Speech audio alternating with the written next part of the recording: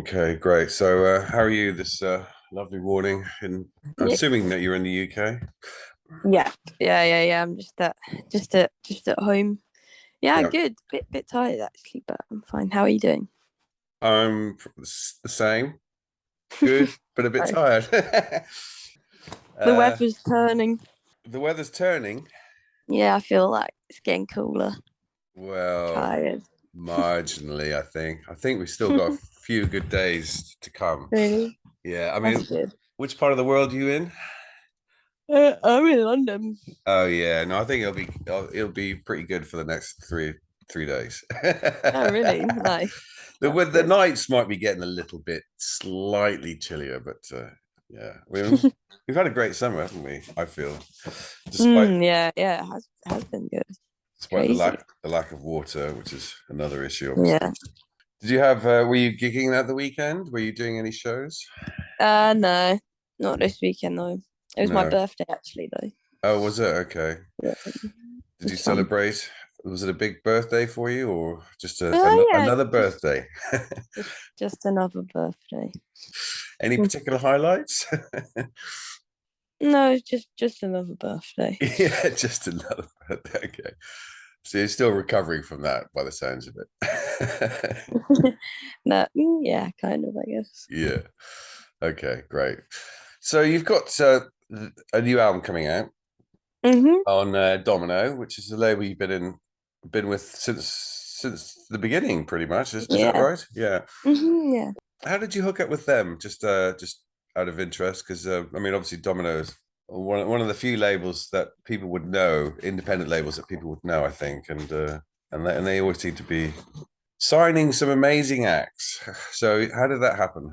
Well, there was an A&R guy there who called Jack who liked us and started coming to our shows, and then he just started coming to like all of our shows. And at the time, we were playing a lot around London, and then Lawrence, who owns Domino, also just started coming to the shows, and they just came to our shows like on and off for about I think a year or maybe like 6 months. And Right, then yeah, I think it just made sense, and they offered us a deal, and we liked we liked them, and we liked their acts and their ethos. So, and then it happened, and we were grateful.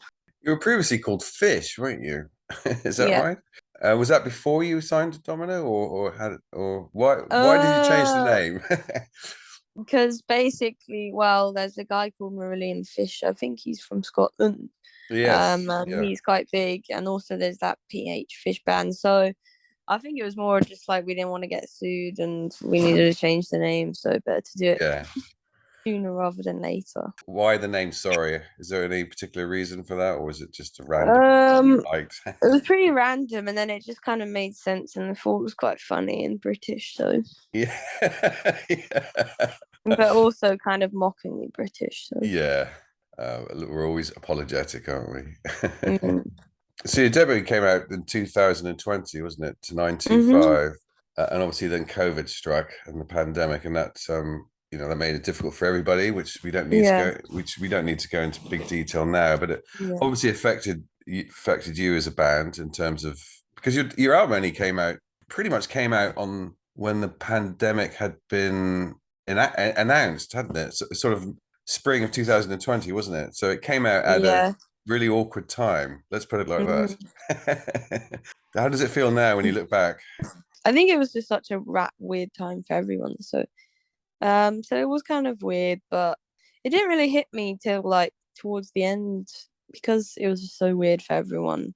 Yeah, It was nice too that people could maybe have songs to get them that could mark that time, and they could listen to it. But yeah, it was weird not to play shows around the album to really know how it was going down. But I mean, it's just such a fucking weird time, so I don't know how to make sense of it. But yeah. I'm glad that people had that music, and I'm glad that it came out so we can move on. Sure. I mean, you've obviously always had the music, and that's what we were often talking about. Well, at least there's music that we can play, and people, and there's Yeah. new music. But I know a lot of musicians just personally, and a lot of them were just obviously suffering because that was Mm. often how they earned their money, and sort of a living, as it were, by playing Mm, live and touring and whatnot. So it must have been yeah. tough in Yeah, that it was. respect. Yeah, Yeah, it was. we've got through it It's now. over now, eh? Yeah, yeah, it's over. And you've got, and the new album Anywhere But Here is out on October, which is next month. The album was recorded with Adrian Utley, who's well known as being one of the members of Portishead. Was he involved in the first album, or is this a new? Yeah, it was new. Yeah, it was new edition. He kind of well, his name came up when we were trying to think of some new producers to work with, but me and Louis kind of do the majority of the production anyway Yeah, before. So it was kind of hard to know what was actually what would be good for him to do with us. But then it was good to just have him because we did it with a guy Ali Chant as well in Bristol. Yeah, then it was nice. So he was good at kind of we wanted the record to sound kind of old, like an old sound but with modern production. And so me and Louis kind of did all the trinkets and like post production things that you'd usually do then before. And then yeah. we kind of recorded it all live so that it all felt like this in the same gravity of the song. And so Adrian was good at kind of like being a bit more technical and telling us what kind of like, oh, we should use this amp or this guitar or like just so that we didn't go too mental and things didn't stick out, which was our original kind of what we wanted to do. He was really sweet as well, and he was a nice guy. Yeah, well, that helps, doesn't Yeah. it? You did the album or much of the album live. Yeah, pretty much. Most of it was definitely much more of a live album. Yeah. And the rest of the band were there for the first couple of weeks, so we tracked everything live as a band, and we kind of did much less overdubs. The skeleton was more live. Does it feel personally for you that that is a rewarding or a good way to do things? Because there's so many different ways of making music, aren't there? But No, it was just kind of, it's not like, I don't really feel like it was just kind of what we wanted to do for this album yeah, because we didn't do it on the last one and we wanted it to sound different in some respect, but not yeah, to kind of lose what we know makes it like our kind of sound. So we kind of did it backwards, like yeah. by doing it that way. You actually made it in Bristol, didn't you? Is that right? Yeah, So, what was the studio in Bristol? it's Toy Box Studio. It was Ali Chance Studio. Okay, And he engineered it and kind of did a bit of production as well. yeah. And he's really cool. It's a really cool little studio. Like you're all in the room, and it's kind of circular, so you can see each other. And yeah, it was nice. It was really hot. We did it in the heat of the summer last year, like a couple of weeks prior to what we are now last Yeah. year. So it was really hot in there, but it was fun experience and it was quite intense an experience because last time we did it a bit more spread out and we were in London, but we kind of stayed in Bristol and knuckled Hmm. down for like a month and a bit. So there's definitely a more of an old school feel, Mhm. classical feel to the album. Mhm. And there's also there seems to be a sort of a theme about London as well. Is that right? Sort of I think um, it's more just like a general kind of city theme. yeah. But it's not like that important. No. But I kind of guess it is a bit, yeah. I think Okay. it's just because there's that key to the city song, so but it's So more just kind of like the fast pacedness of London and like lots of characters that are kind of there. yeah, Mm. that you've come across in your life. Yeah. Yeah. Yeah. Yeah. Cool.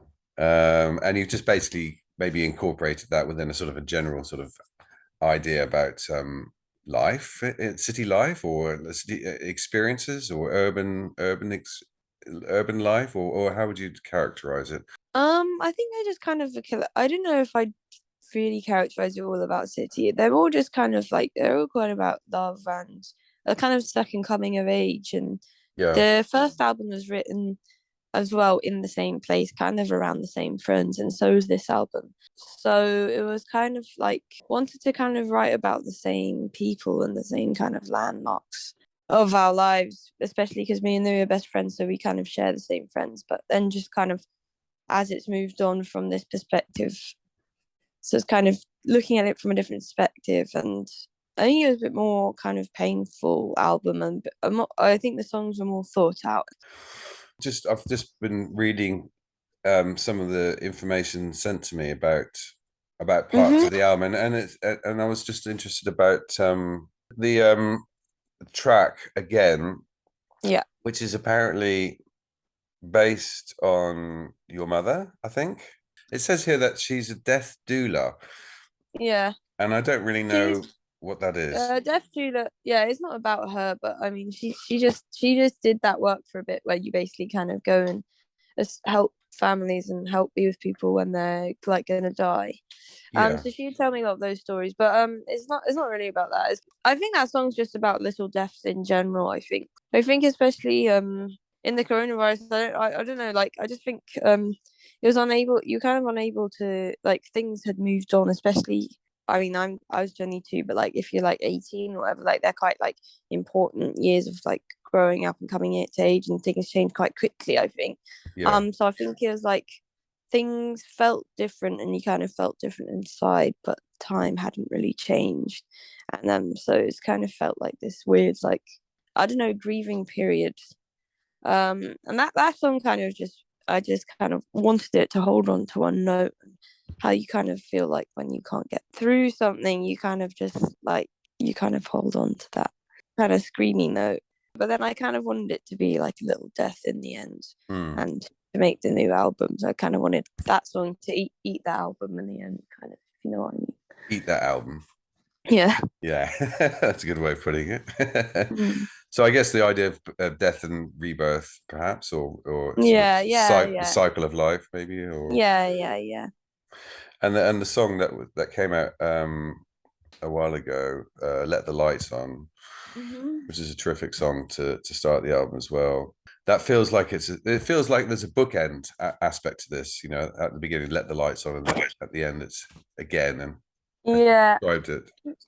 Does it feel that way to you, or am I just sort of reading too much into Yeah, no, I think it kind of definitely the ending, and that Let the Lights On song as well is kind of separate. It kind of feels like a separate song to the rest of the album, and it's kind of like a upbeat kind of one. it? Like yeah, I do think that a bit. Yeah. Okay. So you'll be touring in on the back of this, Yeah. including a date in Brighton at Yeah, Chalk. yeah. And you've been on tour recently with Sleaford Mott's, haven't you, in Mhm. America? How was Mhm. that? How was that Yeah, it hanging out was with the funny. Sleafords? They were fun. They were sweet. Yeah, they were nice actually. Yeah. We didn't hang with them too much. No. They kind of kept to themselves, but we did hang with them a couple nights. Their show was really cool. Their show was really good. It must take so much energy. It's like an Yeah. hour and a half, and they don't stop. So No. it was an interesting experience, but it was fun. Yeah. Okay, so that's what I wanted to ask you as well. Just finally about Yeah. the name of the album, Anywhere But Here. Mhm. I'm not sure if that's referenced on any of the track, and whether it is or it isn't referenced. It was kind of the first song I wrote that kind of knew this was going to be the next album. But then we actually didn't end up putting that song on the album because it didn't feel ready. So we're going to be putting it out after. But it also kind of, it just felt like the right name, and it goes with the artwork, which is kind of, I had a dream about that there was like two moons on either side of the world, and they were kind of had their own gravitational pull, and they were like pulling the world, so it kind of couldn't move in these two directions, and so it was kind of like still, and so it was like stuck. So I kind of think, yeah, so that's what it is. So thanks for All right, thanks for taking the calling. time, and yeah, Nice look forward to one. seeing you in Brighton. Thank you. Lots of love. See ya. Cheers. Bye. Bye.